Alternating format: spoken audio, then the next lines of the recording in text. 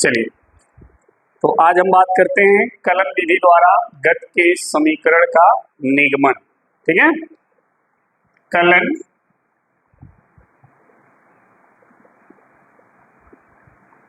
विधि से गति के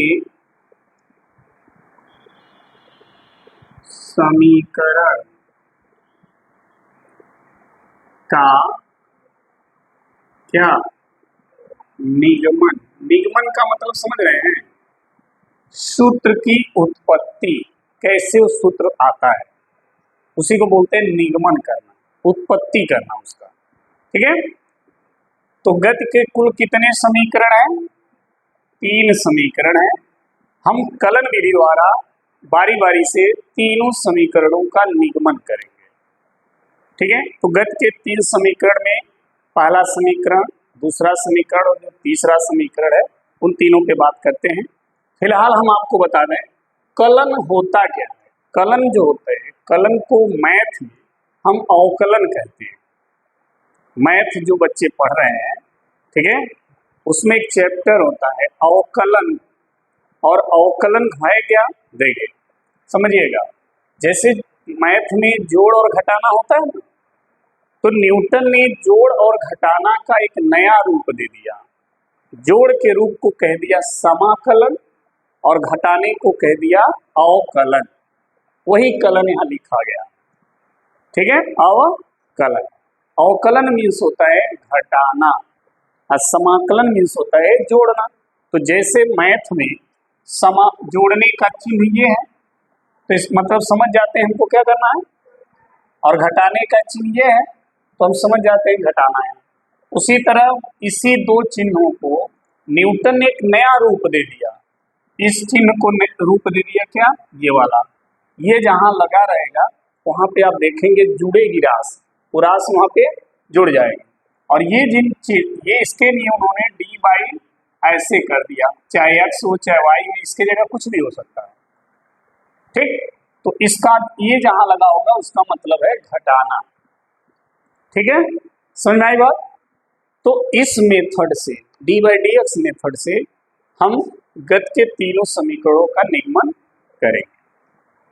ठीक है, अब आप कहेंगे सर कैसे ये लगेगा तो जुड़ेगा, ये कैसे घटाएगा, मन में तो प्रश्न हो ही रहा होगा। हो रहा है नहीं हो रहा? हो रहा है ना। तो देखिए कैसे हो रहा है, समझिए। मान लीजिए कोई राशि है x पावर n, समझना इस चीज को। इसका हमें क्या करना है, समाकलन करना है। क्या करना है, समाकलन। तो क्या करेंगे, देखिए x पावर n है ना, तो x का पावर n है, यानी इस x का हमें समाकलन करना है। तो समाकलन के लिए हम यहाँ पर dx यूज करेंगे। dx क्या करेगा, x पावर n को जोड़ने का काम करेगा। अगर यहाँ y होता तो यहाँ dy होता, अगर यहाँ t है तो ये dt होता। समझ में आई बात। मतलब अगर ये x है तो dx रहेगा, अगर ये y है तो dy रहेगा, अगर ये t है तो dt रहेगा। जो यहाँ रहेगा वही चीज यहाँ d के साथ वही रहेगा। ठीक है, अब देखना है ये करता क्या है, इसका नियम है x पे जितना पावर है उस पावर में एक क्या करेंगे, आ गया ना, बटा ये जितना आएगा उसको नीचे लिख देंगे।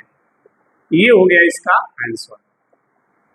ठीक, अगर इसी चीज को हम अवकलन करें, dy dx है x पावर n, समझिएगा। जैसे हमने बोला यहाँ x है तो यहाँ dx है, उसी तरह अगर यहाँ x है तो यहाँ x रहेगा, अगर यहाँ y है तो यहाँ y रहेगा, यहाँ z है तो यहाँ z रहेगा, यहाँ t है तो यहाँ dt रहेगा। समझ में आई बात।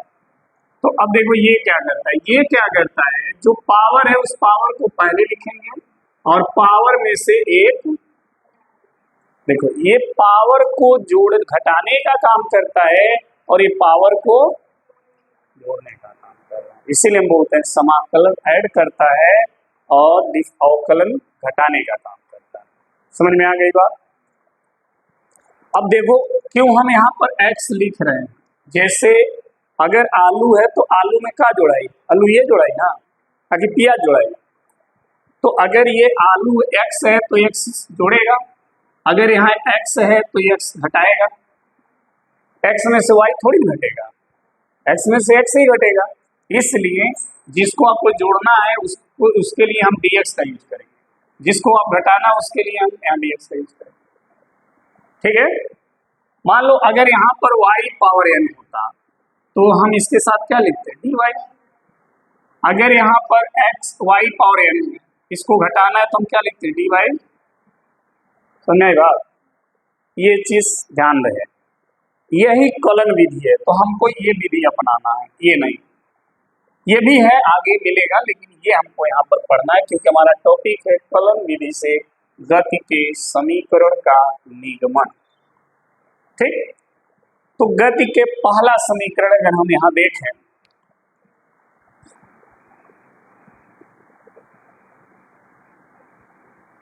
गति के या गति का प्रथम समीकरण, गति का पहला समीकरण क्या है, v बराबर u प्लस at, यही गति का पहला समीकरण है। और इस समीकरण का निगमन हम कलन विधि से करेंगे।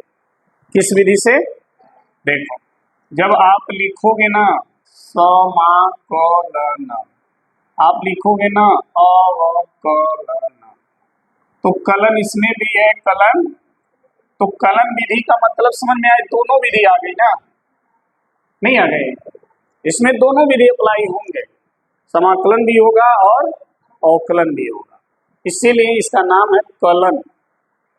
ठीक, तो जहां समाकलन की जरूरत होगी ये वाला वहां ये लगाएंगे, जहां इसकी जरूरत होगी उसको लगाएंगे। गति के प्रथम समीकरण का अगर हमें निगमन करना है तो आपको पता होगा त्वरण का फॉर्मूला, त्वरण बराबर क्या होता है, वेग बटा समय, त्वरण का सूत्र है, तो लिखेंगे त्वरण के सूत्र से।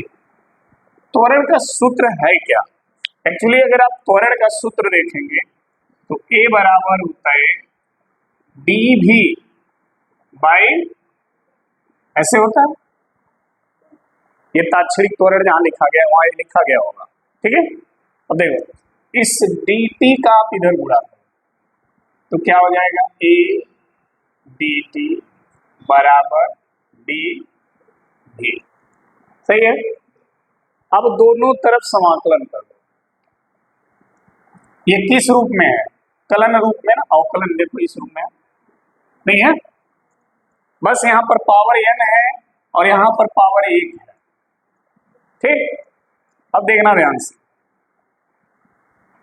a dv बाई dt, दोनों तरफ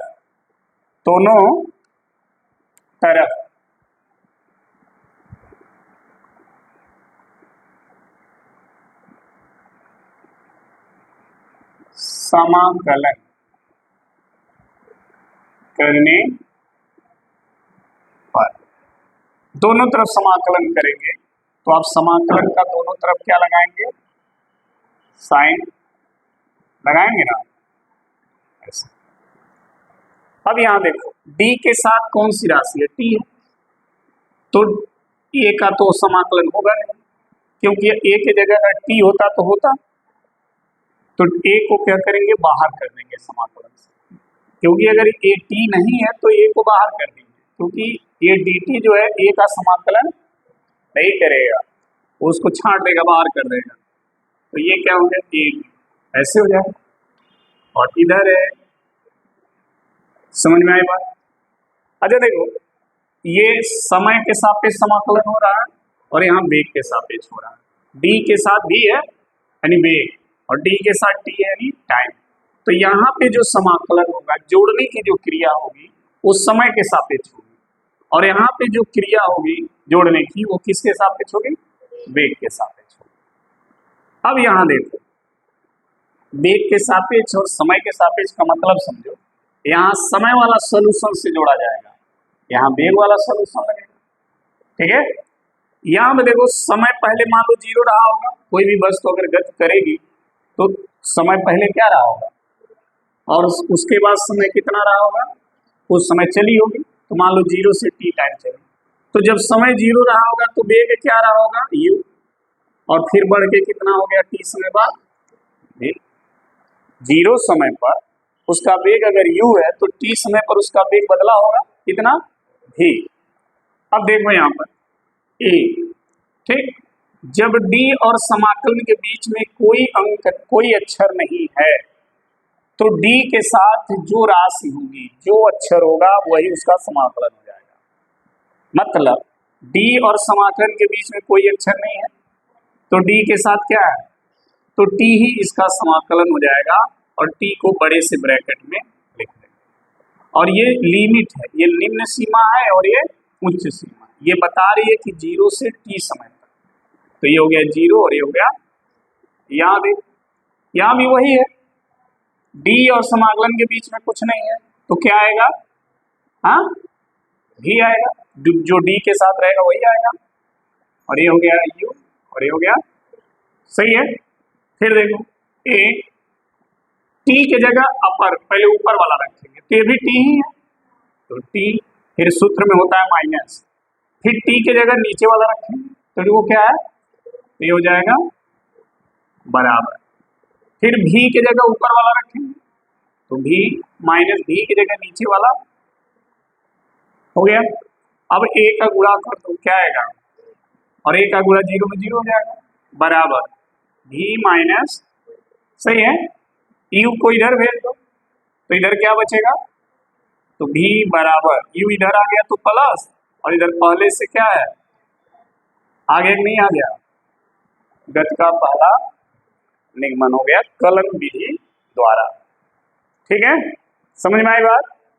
अच्छा, अब दूसरे समीकरण पे आ जाए, दूसरा भी हम यहीं पर पढ़ लेते हैं।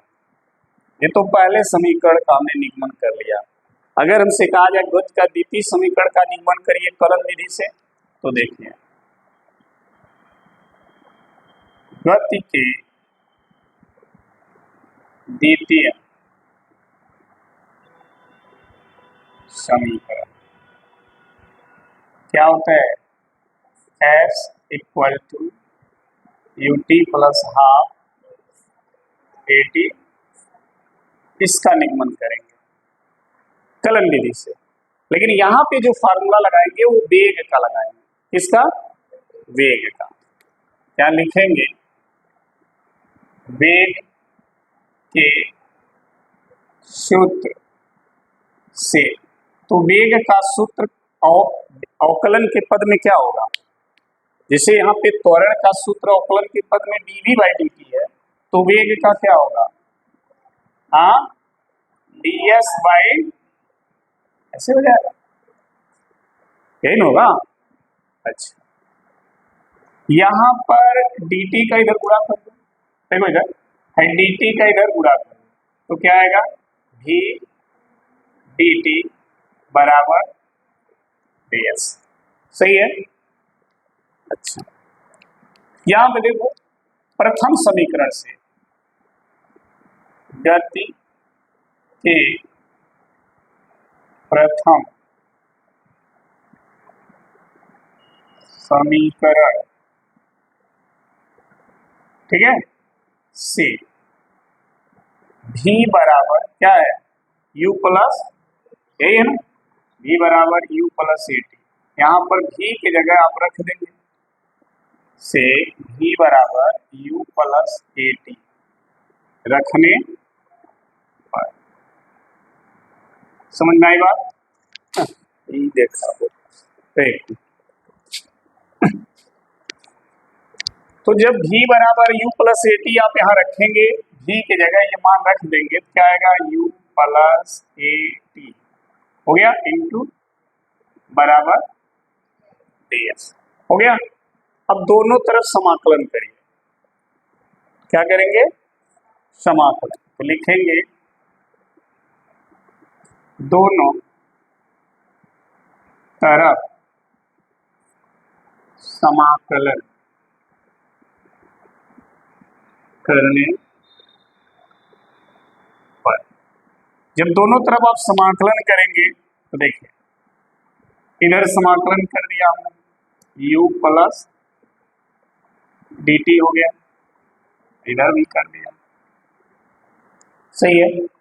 ध्यान देना, इसमें दो पद हैं, एक u और एक at, तो समाकलन का इसमें और इसमें गुणा कर दीजिए, क्या हो जाएगा, u D T plus A T into, सही है ना, क्लियर। अच्छा देखो, यहाँ d के साथ क्या है, तो समय 0 से कहाँ तक, यहाँ भी d के साथ क्या है, 0 से, लेकिन यहाँ t के साथ क्या है, तो 0 से, भाई जब समय 0 रहा होगा तो विस्थापन हुआ ही नहीं होगा, तो विस्थापन भी 0 रहा होगा, जब समय t बढ़ा होगा तो विस्थापन 0 से s हो गया होगा, सही है ना। अब देखो d के साथ यहाँ क्या है और है क्या है, तो क्या dt इसको जोड़ेगा, नहीं जोड़ेगा, ये दूसरी राशि है और ये बस सेम वही हो गया, ये आलू है तो ये प्याज है, तो प्याज आलू को कैसे जोड़ेगा, सलाद बन जाएगा, उसमें कुछ तरकारी बन जाए, सब्जी, तो इसको हम क्या करेंगे, बाहर कर देंगे ना, ये हो गया बाहर, तो यहाँ क्या बचा, यहाँ देख d के साथ क्या है, तो केवल t को करेगा, a को बाहर कर देगा, 0 से, और ये सही है, हो गया। चलो यहाँ देख, यहाँ पर है क्या, कुछ है, तो d के साथ क्या है, तो क्या आएगा, t, 0 से, यहाँ देखना ध्यान से क्या है, और d के साथ भी क्या है, t, तो जब यहाँ t है तो इसका घात कितना है, 1, तो जब इस तरह होगा ना तो घात में एक जोड़ा जाता है ना, तो कितना घात हो जाएगा, अरे एक था और एक जोड़ोगे, और जोड़ने के बाद ऊपर जितना आएगा वही, देखो अगर इस n को 1 मान लोगे तो n होगा, देखो x पे क्या घात आया, 2 बटा 3 आएगा, वही तो हुआ है, ठीक है जी। 0 से यहाँ देखो क्या आएगा, कौन बताएगा, क्या आएगा समाकलन, क्या आएगा, इस समाकलन क्या आएगा, ऐसे आएगा ना, क्योंकि d के साथ ऐसे, अब बीच में कुछ है नहीं। अच्छा यहाँ देखो, u दिख रहा है ना, देख लेना प्रिया, t की जगह पहले अपर लिमिट, तो ये भी t है, t की जगह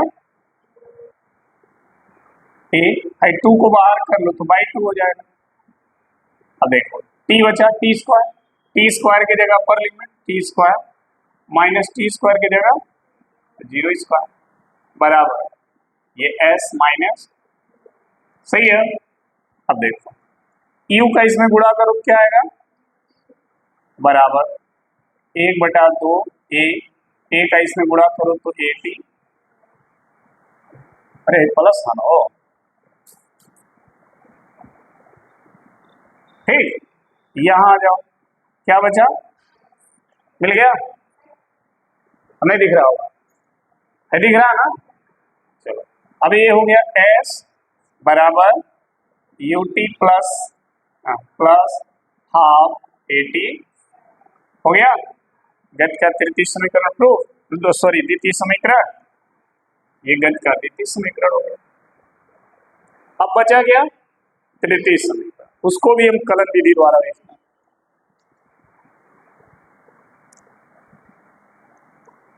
समझ में आ रहा है ना, है जबरदस्ती मत बोल देना यार, नहीं आ गया तो बोलना, शर्माना मत। अब देखो गति के तृतीय समीकरण, और तृतीय समीकरण क्या है, v स्क्वायर बराबर u स्क्वायर प्लस 2as, यही है। इसका भी हम निगमन करें, इसका निगमन किससे करेंगे, त्वरण के डिफिनेशन से, त्वरण के सूत्र से, तो लिखेंगे त्वरण के सूत्र से। तो त्वरण का सूत्र है क्या? यही ना है, क्या लिखे हो? क्या है? ए बराबर dv बाई dt। ए बराबर, क्या हम इसको ऐसे लिख सकते हैं? ऐसा ds ds कट जाएगा, फिर dv बाई dt आ जाएगा। सही है ना? ए बराबर ds बाई dt क्या होगा? भी वेट, इसके जगह हमने क्या लिख दिया? और ये हो गया dv बाई, सही है, इतने का तो मान भी हो गया, और ये dv बाई ds है, ds का इधर गुणा कर दो, क्या आएगा? a ds बराबर v dv। हो गया। जब ऐसे हो जाएगा तो क्या करोगे? समाकलन। देखो हर जगह वही किया गया, जब इस तरह हुआ है तो तुरंत क्या किया गया? समाकलन। क्या लिखेंगे? दोनों तरफ, दोनों तरफ समाकलन करने पर, दोनों तरफ समाकलन कर देते हैं। समाकलन में देखो यही चिन्ह है ना, ए डी, सही है। अच्छा इसमें देखो, क्या डी एस ए का समाकलन करेगा? नहीं, तो ए को बाहर कर दो, ये करेगा, ठीक है। अच्छा ध्यान रखना, पहले विस्थापन क्या रहा, उसके बाद एस, डी के साथ एस है ना, यानी विस्थापन, तो पहले जीरो से एस हुआ, तो जब समय विस्थापन जीरो रहा होगा तो वेग, और उसके बाद, ठीक। अब करो इसको, बताओ कितना आएगा? ए, यहाँ पर क्या लिखा? एस, क्योंकि दोनों के बीच में कुछ है नहीं, तो डी के साथ जो है वही आएगा। यहाँ देखो क्या आएगा, क्या आएगा? आएगा ना? अरे भी पे एक घात है और एक जोड़ोगे और वही बटा लिखोगे, ठीक है। अब देखना ध्यान से, ए एस की जगह अपर लिमिट माइनस एस की जगह, यहाँ दो को बाहर कर दो, यहाँ क्या हो जाएगा? भी की जगह अपर लिमिट माइनस भी की जगह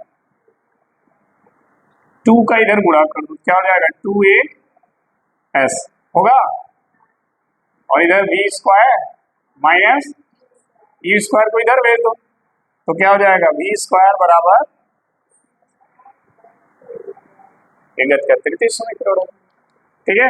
तो कल तो हम लोगों ने बात किया था ग्राफी विधि द्वारा गत के तीनों समीकरण का निगमन, ग्राफ द्वारा तीनों को निगमन किया था। आज हम लोग पढ़े कलन विधि द्वारा गत के तीनों समीकरणों का निगमन। सब दिख रहा है? अब इसमें बताओ कहीं किसी को कोई प्रॉब्लम हुआ तो बताओ, नहीं ना? डन, तो नोट कर लो। चलिए, अब ये हो गया कलन विधि द्वारा गत के समीकरण का निगमन। और ये ध्यान रखिएगा कौन प्रथम है समीकरण है, कौन द्वितीय समीकरण है, कौन तृतीय समीकरण है, ठीक है। ये ध्यान रखिएगा, अक्सर लोग पूछते हैं गत का प्रथम समीकरण बताओ, गत का द्वितीय समीकरण बताओ, गत का तृतीय समीकरण बताओ, और इस समीकरण में u क्या है, v क्या है, a क्या है, s क्या है, ठीक है। ये सभी चीजें पहले ही लिखा दी गई हैं। u प्रारंभिक वेग, v अंतिम वेग, a त्वरण, t समय, s विस्थापन, ठीक है। चलिए अब हम बात करेंगे 90 सेकंड में चली गई दूरी, 90 सेकंड में